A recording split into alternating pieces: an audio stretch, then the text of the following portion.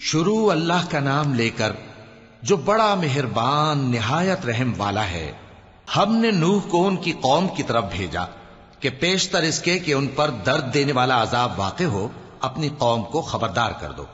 انہوں نے کہا کہ بھائیو، میں تم کو کھلے طور پر خبردار کرتا ہوں کہ اللہ کی عبادت کرو اور اس سے ڈرو اور میرا کہا مانو، وہ تمہارے گناہ بخش دے گا اور موت کے وقت مقرر تک تم کو مہلت عطا کرے گا۔ جب اللہ کا مقرر کیا ہوا وقت آ جاتا ہے تو تاخیر نہیں کی جاتی، کاش تم جانتے ہوتے۔ جب لوگوں نے نہ مانا تو نوح نے اللہ سے عرض کی کہ پروردگار، میں اپنی قوم کو رات دن بلاتا رہا لیکن میرے بلانے سے وہ اور زیادہ گریز کرتے رہے۔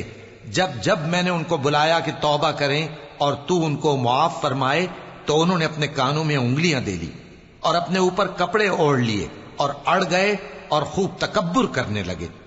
پھر میں ان کو بلند آواز سے بھی بلاتا رہا، پھر علانیہ بھی اور رازداری سے بھی سمجھاتا رہا۔ پھر میں نے کہا کہ اپنے پروردگار سے معافی مانگو کہ وہ بڑا معاف کرنے والا ہے، وہ تم پر آسمان سے موسلا دھار میں برسائے گا اور تمہارے مال اور بیٹوں میں اضافہ کرے گا اور تمہیں باغ عطا کرے گا اور ان میں تمہارے لیے نہریں بہا دے گا۔ تم کو کیا ہوا ہے کہ تم اللہ کی عظمت کا اعتقاد نہیں رکھتے، حالانکہ اس نے تم کو طرح طرح کی حالتوں میں پیدا کیا ہے؟ کیا تم نے نہیں دیکھا کہ اللہ نے 7 آسمان کیسے اوپر تلے بنائے ہیں اور چاند کو ان میں روشن بنایا ہے اور سورج کو چراغ بنا دیا ہے؟ اور اللہ ہی نے تم کو زمین سے ایک خاص طرح سے پیدا کیا ہے، پھر اسی میں تمہیں وہ لوٹا دے گا اور اسی سے تم کو نکال کھڑا کرے گا۔ اور اللہ ہی نے زمین کو تمہارے لیے فرش بنایا تاکہ اس کے بڑے بڑے کشادہ رستوں میں چلو پھرو۔